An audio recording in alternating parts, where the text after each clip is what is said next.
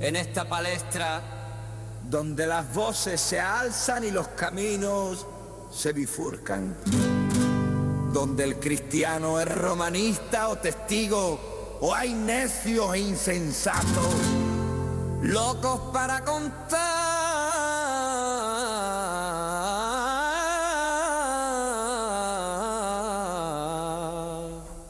relatos.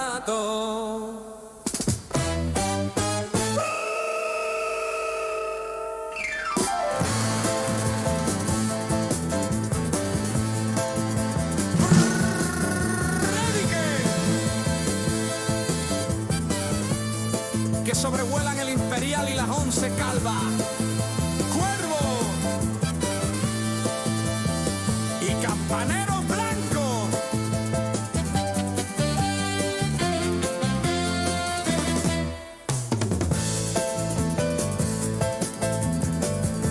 En medio de esto, una pregunta que lo cambia absolutamente todo. Que Cristo murió y resucitó según la historia.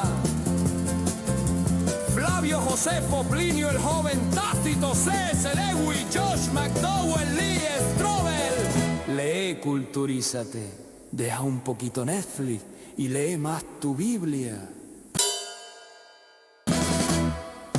Porque, como dijo Isaías, ay de mí, que soy muerto.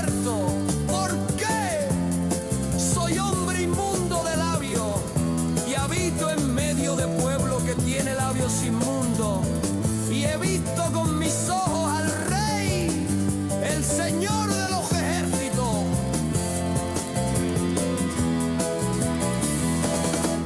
Aún así vive la vida, que vida solo hay una.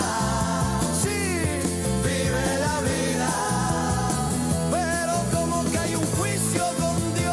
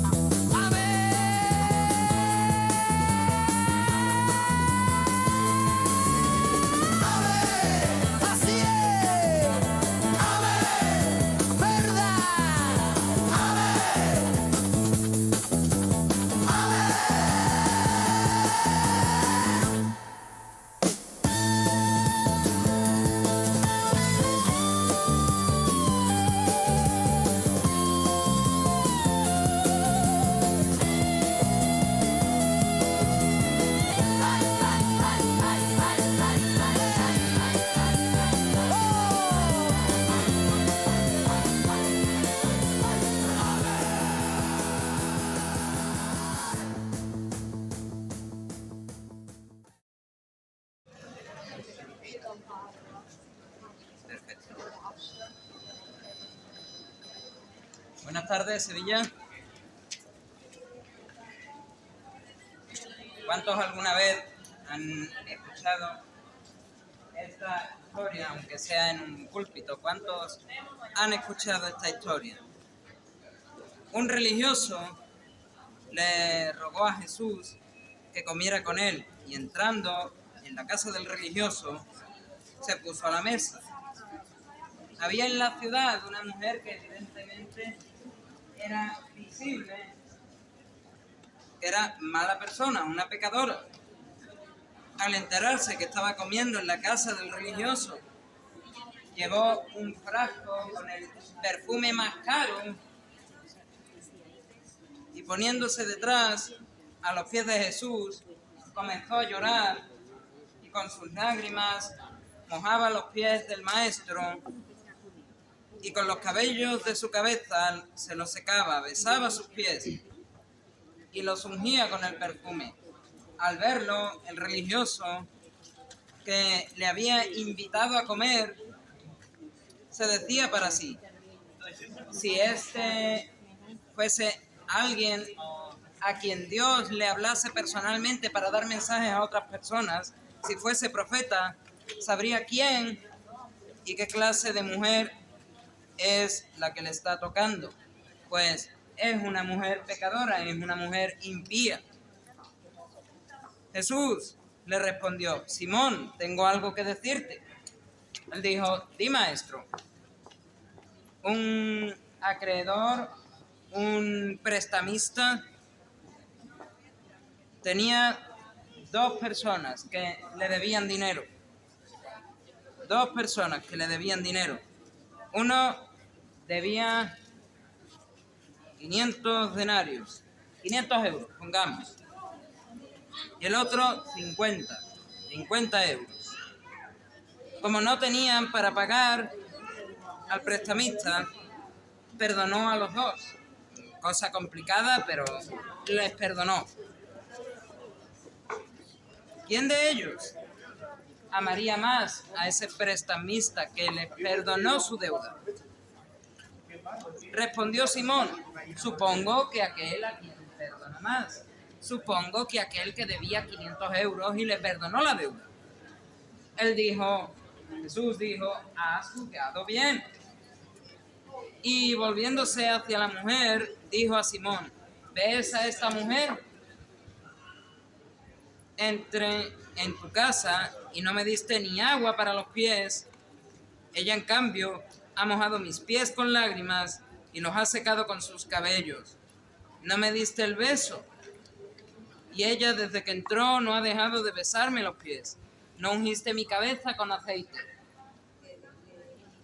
Ella ha ungido mis pies con perfume. Por eso te digo que quedan perdonados sus muchos pecados, porque ha mostrado mucho amor. A quien poco se le perdona, poco amor muestra. Y le dijo a ella: tus pecados te son perdonados. Los comensales empezaron a decirse para sí: ¿quién es este que perdona hasta los pecados? Pero él le dijo a la mujer: tu fe, vuelvo a repetir esta palabra, tu fe te ha salvado, vete en paz. Tu fe te ha salvado, vete en paz. Esta es una de las muchas historias que podemos encontrar en los evangelios. Esta es una historia que se encuentra en el Evangelio de Lucas, en el capítulo 7. Tenemos a un Jesús que lo han invitado a comer a casa de un fariseo. Una persona que, si supiese perfectamente quién es Jesús para los suyos, para los de su camarilla, no habría ni siquiera planteado: Jesús, ven a comer. A no ser que quisiese tentarle, a no ser que quisiese engañarle para que dijese algo incorrecto y así pudiesen juzgar a Jesús. Pues este lo invitó a comer. Y había una mujer en la ciudad donde estaban que era más que evidente que era una mala mujer, una mujer impía, una mujer pecadora, con la que nadie se acercaría. No sé qué tipo de mujer sería, pero podríamos decir que a lo mejor era una ladrona, o podríamos decir que a lo mejor era una meretriz. Y esta mujer, despreciada por la sociedad, al enterarse que Jesús estaba allí, va a la casa. Su primera reacción, cuando va a la casa y trae ese bote, esa botellita de perfume súper cara, mucho más de 500 euros, posiblemente uno de esos frascos de esencia de perfume de los más caros, cuando va allí y ve a Jesús, se pone detrás y empieza a llorar, y a llorar, y a llorar, y a llorar. Y eran tales sus lágrimas que mojaba sus pies. Luego se cogió del cabello y, como si fuese mi bufanda, empezó a secarle los pies llenos de lágrimas. Y cuando hubo terminado de hacer eso, empezó a besar los pies del maestro y finalmente le ungió los pies con perfume. Al verlo, este hombre religioso que estaba allí con él le dijo: si supieses qué tipo de mujer es, no te dejarías tocar así. Si supieses qué tipo de mujer es, no le dejarías que hiciese lo que está haciendo. Si supiese qué tipo de mujer es. Ahí vemos cómo este Simón el fariseo era un juicioso, era un crítico, que ni siquiera era capaz de ver que él lo había hecho peor todavía.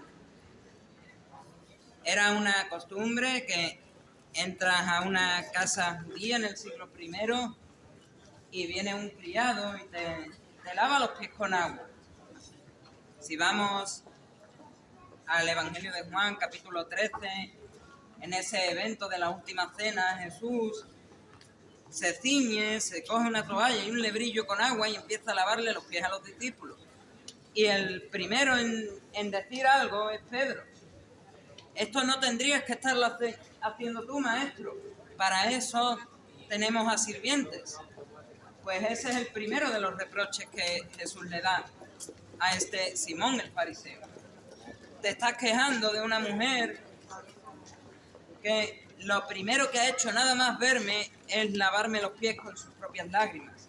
Te estás quejando de una mujer que cuando tú ni siquiera te has dignado a darme un beso, a saludarme, ella no ha parado de besarme los pies.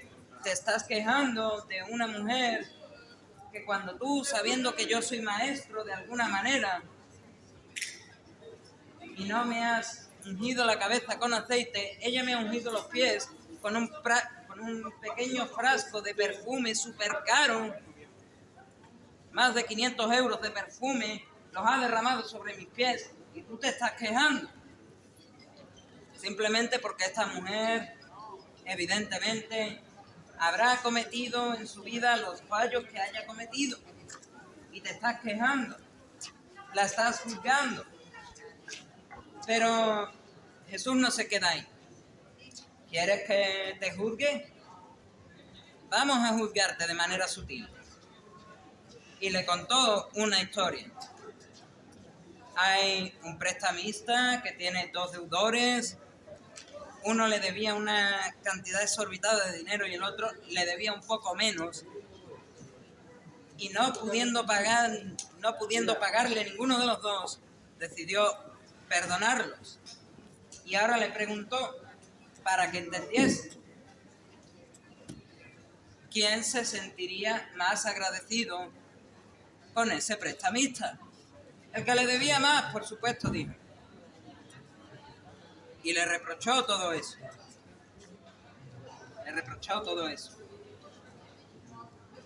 Así es el ser humano muchas veces, que en vez de ver lo que uno no hace bien, se para y se pone a mirar lo que el otro no hace bien, a juzgar lo que el otro no hace bien.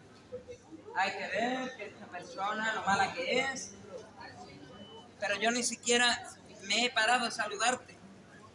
Yo ni siquiera me he parado, está lloviendo a mares, llegas a casa con el pelo empapado y ni siquiera me he parado a traerte una toalla. Y esta mujer ha cogido con sus propios pelos y los ha usado como toallas. Muchas veces hacemos eso. Vemos la maldad de otros y no nuestra propia maldad. Y definitivamente eso está mal, porque quita el foco de donde primeramente deberíamos poner el foco.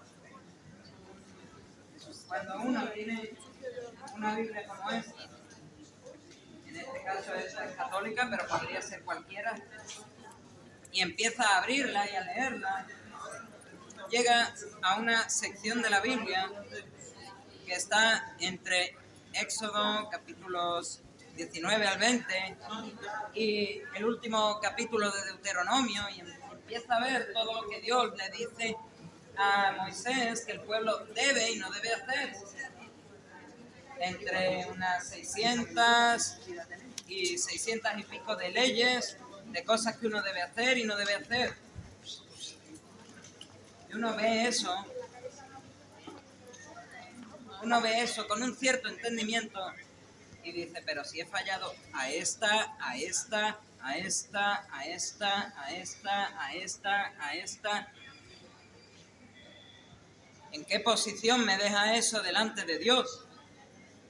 Pues igual que en la posición que dejaban los demás a esta mujer que cogió su pelo y secó las lágrimas que había soltado sobre los pies de Jesús, que cogió y no paró de besar los pies de Jesús y que cogió un frasquito del perfume más caro y le ungió los pies.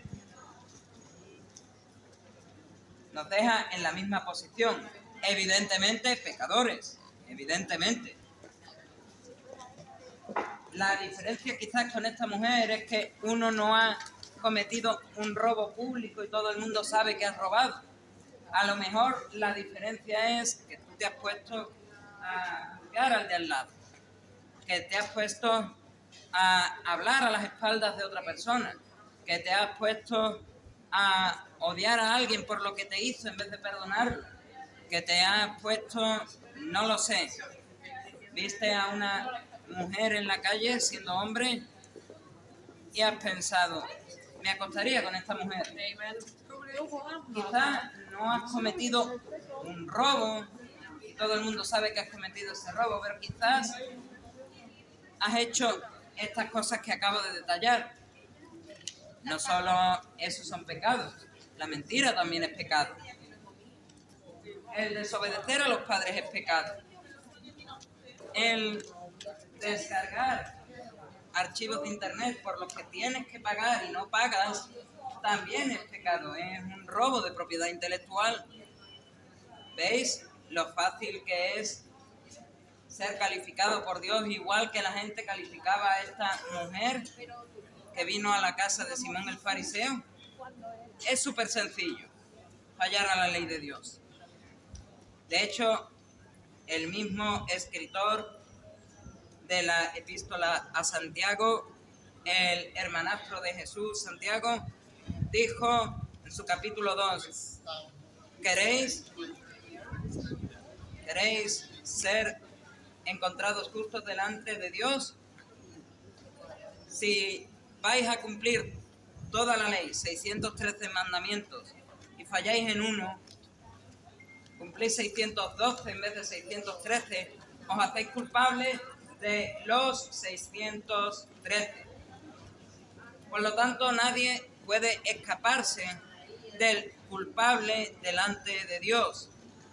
Ni aunque digas, bueno, pero esto es una mentira piadosa. Bueno, pero esto es una mentirijilla. No, no te puedes escapar delante de Dios. ¿Y qué dice Dios? Dios dice que una vez el hombre muere, va a un juicio con él y hay dos varas de medir para juzgarle. Una es tus obras respecto de la ley y la otra es el libro de la vida. Si tu nombre no está en el libro de la vida, eres juzgado conforme a tus obras respecto de la ley. Y ya hemos visto que de aquí nadie se escaparía bajo esa vara de medir de ser considerado pecador. El mismo apóstol Juan dice, si llegas a ese juicio, se te juzga bajo la vara de medir de tus obras respecto de la ley y eres encontrado pecador, Dios te tiene que expulsar del cielo y mandarte a un lugar fuera de su presencia. Llámalo infierno si quieres. Y descríbelo como lo describe la Biblia. Un lago que arde con fuego y azufre, un horno de fuego, una muerte segunda, un lloro y crujir de dientes, unas tinieblas de afuera, un lugar donde el gusano no muere, un lugar de tormento eterno. Y es justo. aunque no te guste admitirlo, y aunque a mí no me gustaba admitirlo en su momento, es justo. Si Dios te encuentra culpable ante la ley, es justo que Él, como creador de este mundo que es, te mande fuera de su presencia al infierno. Sencillamente porque en vida Él te está dando la oportunidad de tener una relación con Él, de seguirle en sus caminos. Y tú ahora le dices, no, Dios, más tarde, más adelante, ya habrá tiempo. Ahora déjame vivir la vida a mi manera, déjame creer a mi manera. Y tú estás con la mano así ante Dios. Ahora no, Dios, dame más tiempo. Cuando vayas a ese juicio con Él, querrás que Él no te diga, ahora no, dame más tiempo para pensarme. Pero ese más tiempo es una eternidad. Nunca va a pensar algo diferente. Porque Dios no es hombre para que mienta, ni hijo de hombre para que se arrepienta. No va a cambiar de opinión. Si tú le dices, ahora no, Dios, dame más tiempo, y te presentas ante Él con ese, ahora no, Dios, dame más tiempo, no esperes que Él te diga delante de su presencia, una vez muerto o una vez vayas con Él, entra. Él te dirá, no, ahora no. No me has querido en vida, no me quieres ahora en muerte. Pero hay una solución ante esta mala noticia, porque verdaderamente es una mala noticia. Y la solución está en Cristo. Y lo sabemos por lo que esta mujer, que era una pecadora pública, como dice su palabra, era una mujer que todo el mundo sabía que había fallado a la ley, porque a lo mejor era una ladrona, porque a lo mejor era una asesina, porque a lo mejor era una meretriz, porque a lo mejor, no lo sé, a lo mejor era alguien que hablaba de otros a sus espaldas. Eran cosas evidentes y que todo el mundo sabía. No era para nadie un secreto a voces que esta mujer era pecadora. Y sin embargo, dice Lucas en su relato, al enterarse de que estaba comiendo Jesús en casa de Simón el fariseo, llevó un frasco de alabastro de perfume y poniéndose detrás a los pies de él, comenzó a llorar y con sus lágrimas le mojaba los pies y con los cabellos de su cabeza los secaba, besaba sus pies y los ungía con el perfume.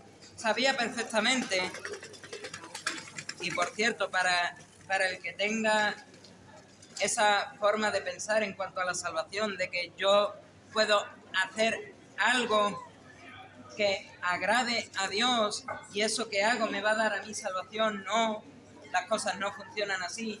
Pero sí que esta mujer sabía que la única solución para recibir perdón de sus pecados era venir a Jesús.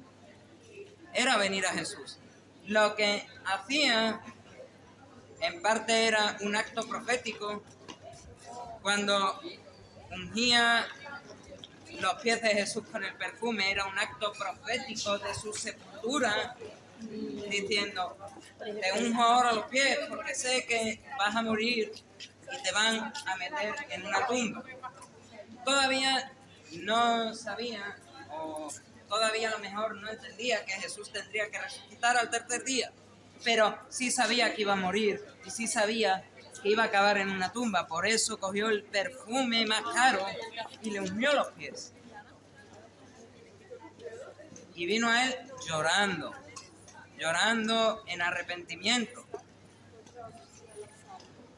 casi que demostrando públicamente, oye Dios, sé que todo el mundo sabe que soy una mala persona, sé que todo el mundo sabe que he hecho algo horrible, pero perdóname.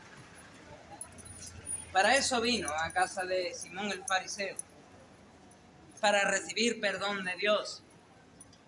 Entre otras cosas lo sabemos por lo que le dijo Jesús y por lo que pensaban los comensales.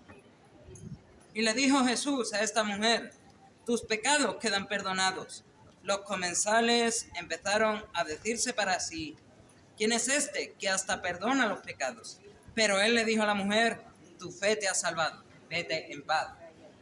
Obviamente la solución estaba en Jesús para esta mujer y lo sigue estando para nosotros el día de hoy. Porque es el único que nació sin pecado, es el único que vivió sin pecado, es el único que ha resistido a todas las tentaciones del diablo y es el único que ha podido morir en nuestro lugar, ser sepultado y resucitar. Es el único que ha podido ser ese sustituto por nosotros, el justo por los injustos, para que fuésemos a Dios, el creador por la criatura, el perfecto por el imperfecto. Ese es Jesús, el único que podía quedar clavado en la cruz y pagar con una sola muerte el rescate por la humanidad, por cuanto Él era Dios hombre, verdadero Dios, verdadero hombre. Como Dios podía morir y pagar de una vez y para siempre el pecado que el hombre ha cometido contra Dios. Y como hombre, al vivir la vida perfecta, podía ser ese nuevo representante de la humanidad. Ya no estamos bajo representación de Adán, ya no estamos bajo representación de un hombre pecador, podemos estar bajo representación de un hombre perfecto y santo, aunque sea verdadero Dios y verdadero hombre, pero no deja de ser un hombre. No puede separar su humanidad de su divinidad. Y Él, al vivir la vida perfecta, al morir en nuestro lugar y al resucitar, nos da esa solución a la separación de Dios, al pecado, a esa muerte eterna. Nos da esa solución, pero tenemos que aplicar esa solución en nuestra vida. Y el mismo Señor Jesús enseñó cómo había que hacer las cosas, qué es lo que había que hacer. Y por cierto, esta mujer lo cumplió a la perfección. Marcos capítulo 1, versículo 15. El tiempo se ha cumplido y el reino de Dios está cerca. Convertíos, arrepentíos, dicen otras traducciones, y creed en el Evangelio, en la buena nueva. Y esta mujer lo cumplió con creces. Se arrepintió, se convirtió cuando decimos que supo que Jesús estaba en la casa de Simón el fariseo y lo primero que hizo fue llorar de rodillas a sus pies, lloró, le secó los pies con los cabellos, empezó a besarle y le ungió los pies. Se arrepintió de sus pecados. Vino a Jesús por dos cosas: porque se arrepintió de sus pecados, se convirtió y por supuesto recibió, al final de este pasaje lo vemos, recibió el perdón de Dios, pero vino con fe en Jesús. Nadie en todos los evangelios viene a Jesús para recibir el perdón de los pecados sin fe en Jesús. Y esta mujer lo tenía esa fe en Jesús y tenía ese arrepentimiento del que está hablando Jesús en el Evangelio de Marcos. Si os arrepentís de vuestros pecados, no es simple remordimiento, no es simple me pillaron, es un he fallado a Dios, es un lo siento Dios por haber fallado contra ti, y recibir ese perdón de Dios. Eso es arrepentimiento. Y creer en el Evangelio es creer en lo que hizo Jesús, que Él en esa cruz del Calvario derramó toda su sangre limpiando nuestros pecados. Ahí llevó nuestros pecados y derramó toda su sangre para limpiarnos. Fue sepultado, y al tercer día resucitó conforme a las Escrituras. Y sabemos, entre otras cosas, que fue sepultado por lo que hizo esta mujer. Le ungió los pies con el frasco de perfume. Cogió un perfume que normalmente se utilizaría para ungir a cadáveres que van a ir a una tumba y le ungió los pies a un hombre vivo, profetizando que este hombre iba a morir, profetizando con esa acción que este hombre iba a quedar sepultado. E igual que aquí tenemos muestras, la fe en el Evangelio se puede demostrar. De hecho, que Jesús ha resucitado, si uno lo quiere saber, se puede demostrar. Hay demostraciones más que de sobra. Y no hablo de Tácito, no hablo de Plinio el Joven, no hablo de Flavio Josefo, también hablo de C.S. Lewis, también hablo de Lee Strobel, también hablo de Josh McDowell, ateos que se convirtieron demostrando que Jesús verdaderamente había resucitado. Esa es la fe que te pide Dios, una fe que tiene pruebas más que de sobra y que no puede ser cuestionada. Puede ser cuestionada, pero no prospera ese cuestionamiento. Esa es la fe que te pide Dios, una fe que persevera ante cualquier cuestionamiento y que te arrepientas. Una vez haces eso, has aplicado a tu vida la solución que es Cristo, has aplicado a tu vida esa solución ante la condenación eterna del infierno y ahora eres salvo y recibes el cielo. Y efectivamente, digo recibes. Voy a terminar con un pequeño apunte. Una persona que haya crecido en el catolicismo empieza a leer este pasaje y empieza a ver lo que hizo esta mujer evidentemente pecadora y salvo que llegue al último versículo empezará pensando, bueno, esta mujer fue salvada porque lloró sobre los pies de Jesús, porque le secó los pies con el pelo, porque empezó a besarle los pies, porque le ungió los pies con el perfume, pero llegas al último versículo y Jesús, a todo aquel que cree que esta mujer fue salvada por sus obras, le dice, estás muy equivocado. Termina esto así. Pero él le dijo a la mujer, tu fe te ha salvado, vete en paz. Lo repito, tu fe te ha salvado, vete en paz. Tu fe te ha salvado, vete en paz. Y no me voy a cansar, y creo que mis compañeros tampoco se van a cansar nunca de decir que la salvación es exclusivamente por la fe. Sí es. Para algunos que, como yo, tienen ciertos planteamientos sobre la palabra de Dios, pero que los llevan al extremo de decir no hace falta hacer nada, solo basta con creer. No.